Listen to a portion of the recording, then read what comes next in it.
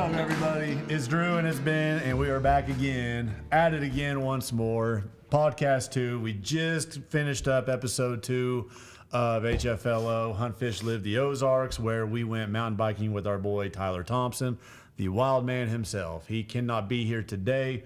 We've had some major storms come through, trees blown down, fences mowed over, and so he is he's out working today. But here we are, me and Ben. We are talk through, what all we got going on in our crazy world of things, and then what else we got upcoming. And so Benjamin, let's start with, how did the challenge feel for you? How was the horsey ride on the bike? It was awesome, man. I enjoyed it. I thought it was a good time. At first it was a little embarrassing, but I just embraced it. What was embarrassing about it? What was embarrassing about it? Okay. Was it the costume, or was it the ride through town? What hurt your pride more? It was definitely the costume. I would have had if I could have picked a different costume, I would have. But the piñata was a good choice, considering Mardi Gras was this month, the month before. So, everybody thought I was just celebrating Mardi Gras. So there I was, man. I didn't lose a challenge. I was just celebrating. If I would have had this to do over, I had this idea, when I broke out the piñata costume. But would have been even better is if I would have hit our kids out there on the square somewhere with a wiffle ball bat or something, and had them just start coming out of the woodwork, smacking you with this thing as you're riding by. That'd been great footage. Like, that would have been like some old school Jackass stuff. Yeah, I was just waiting for somebody to hit me with a stick so I could call it a day, man. I was. Even going up through those trails, again, just gave me a little bit of PTSD from the first run, man. My legs were burning for days. It was hard. There was other parts of your anatomy you were talking about hurting a whole lot. Those seats, let's just put it this way, those seats, those mountain bikes, man, they are super, super thin. And for us thick boys, it hurts sitting down. So, those e-bikes, man, in order to get them rolling, you got to sit down on that seat and get your legs moving. And, unfortunately, the seat's not that comfy. So it was not. It was absolutely awful, and I don't miss them. I will say I am looking forward to another good day on the trails. I think Tyler was talking about us going over to Rogers, downtown Rogers. They've got the rail yard, I believe is what they call it. Yeah, big bike park down there and stuff. That sounds like that would be cool to go ride. But I've been down there a couple times before. In fact, when I was on Word Detail back in the day, my inmate crew at the time, we kind of helped construct some of those dirt tracks and ramps and stuff like that. So that was kind of cool. But yeah, they have Lake Atalanta down there. That's a beautiful little spot to hike, and they got some cool trails back in there. They've done a lot. Those trails back in there, we're definitely not going to be hitting. Those things are nuts. They're like mountainside trails. You know what else they got down there at Lake Atlanta? What's that? Big deer. Yeah, big deer. There are some. I've hunted that out there before. And man, I'm telling you, if we could hook up with some people, I used to have some contacts, but over that way, a lot of them were older folks, and I don't know that they're with us anymore. R.I.P. So I don't know. We may have to hook up with somebody again. Yeah, if you guys got any contacts over there, Lake Atalanta area, somebody with a few acres, man, we'll just come out with our bows, no guns, obviously, but we'd love to come out there and smack one. That'd be pretty cool. That would be cool. I think getting into like some urban hunting segments on this channel would be kind of cool. Yeah. There's some other guys out there like Seek One and them. They do some urban hunting, and Bella Vista lots too, man. There's some big deer in this area.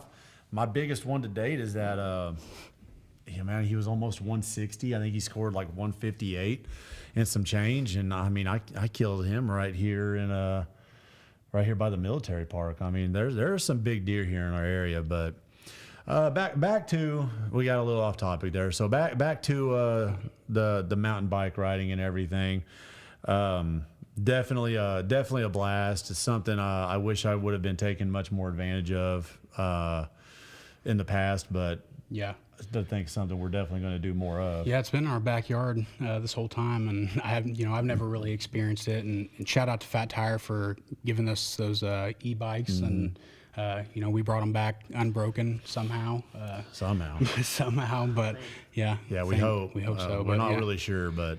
Yeah, but I mean, looking at us, you can tell we're definitely two guys that spend more time at a buffet line than we do on a bicycle. But right. we're working on that. You know, as of this morning, Benjamin's down what 10, 15 pounds. I don't know, man. I'm just trying to get healthy. You know. Yeah, I've hit the 30 mark. I touched 30 pounds down yesterday. Nice. From the first episode. Yeah. So in just a little over a month and a half, I've been trying to crush it because I didn't want everybody to see my fat face on these episodes anymore. So it was probably hitting those trails, man. That probably burned a lot out of you.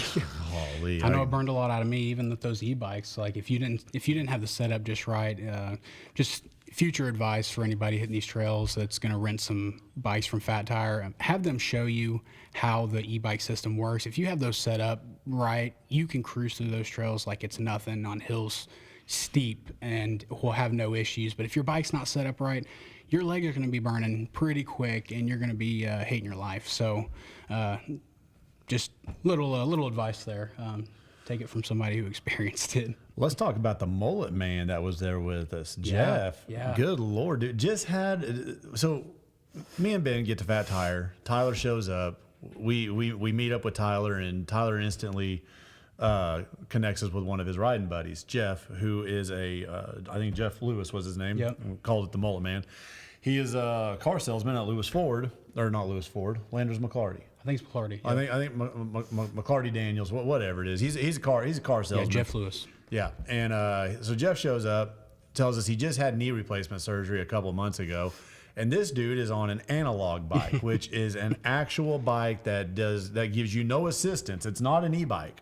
Yeah. And dude, he kept up with us the whole time, and you know when Ben started struggling there towards the end, he actually kind of assisted Ben, give him the pep talk and stuff. He did, man. He helped me out a lot. And what's crazy is I didn't realize it until about 3/4 through the trip. I'm going up this hill with this dude, and him and I are side by side, and I realize he's not even on an e-bike.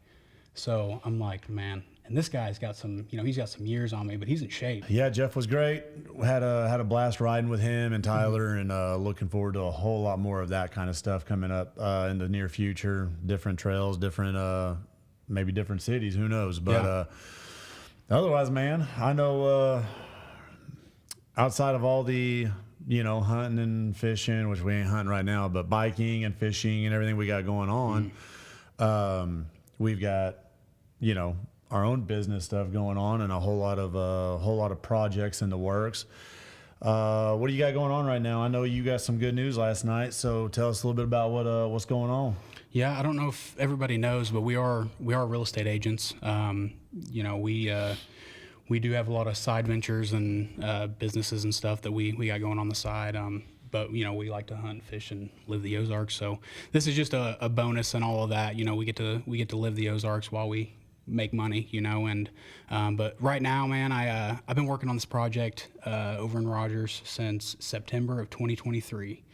We closed on this piece of property, and the whole idea started with we're just going to build some homes over in the Pinnacle area, and build a subdivision out, So right now we got 37 homes being built, a really nice community. On 26th Street there by Pinnacle, and we finally got the permits. I got our final city council meeting last night, and everything got approved. So we're getting permits submitted today, and hopefully in a couple weeks we'll be going vertical on it. So that's awesome. Yeah.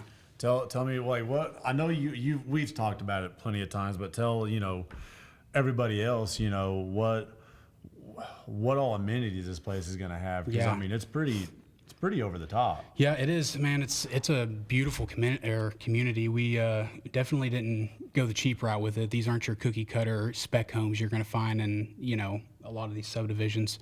We've got paver streets. We've got a pickleball court. We've got a dog park. We've got a nice pool. Over 3,000 square foot clubhouse. We've got bike lanes.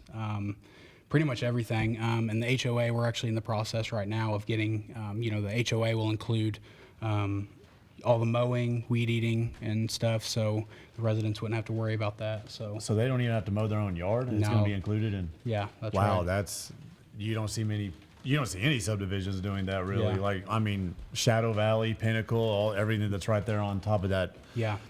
our major LPGA golf course right here in the heart of Northwest Arkansas, they don't even do that. So yeah, and with it being a smaller community, it gives us the flexibility to be able to do something like that. It's not going to be as costly as going and mowing 200 homes. We just have 37 homes on a 5-acre tract right there by Pinnacle. So I mean, you're 2 minutes to Pinnacle Hills or 2 minutes to Academy. I mean, you're right there, conveniently located. Minutes to I-49. So yeah, man, it's a super cool project, and I'm really looking forward to seeing the end product. Yeah, it will be. It'll be a nice area, and I know that's been a nightmare of a situation for you dealing with city and permits and engineers. And it has. Congratulations on one of your first ones, because they don't get any funner or easier, really. Yeah. I've yet to meet a city or county or anything that is really any fun to deal with when it comes to splitting land and building subdivisions. It's I've done a couple of them myself, not on that size and scale, mainly like acreage lots and stuff. Right. Yeah, those tend to be a little simpler than building out full-scale homes, because these homes we had to go through not only a small-scale development, we had to go through large-scale because we had the clubhouse. It's a commercial building too, so it just made everything more of a nightmare. But we're finally there, man. We're cooking along now, and there's nothing stopping us. So that's good. Yeah. That's good. My neck of the woods is a little bit more simpler right now. I mean, I've got my own personal home under contract, and had a house in Gravette. I was able to finally get under contract after a little bit of time. The market. We saw a couple of days ago the interest rates really dropped. Like, I know Adam told me he got a VA loan approved in a 5.5%. That's crazy. I ain't seen that in a hot minute, and then boom, they shot right back up. So, right. I mean, it's Northwest Arkansas. Our market, I would never say is dead. I would say it's not as hot as it once was, but houses are selling still. Yeah, I mean, you've got that Walmart campus being built. You have, I can't even tell you how many, probably thousands of Walmart employees that are being, it's moved insane. into the area. It's crazy. They put a hotel on that property. No kidding. There's a hotel right there. I mean, what is that, J Street? That's right there. I mean, there's a hotel right there along it. I think it's a Marriott. It's crazy. I mean, it's insane. The amount of growth and everything. How many acres was that? A couple hundred acres. Yeah. That from right there from J Street all the way to I-49 that Walmart has turned into this mega Google-like complex. And right. I mean, it is beautiful though. It's a nice.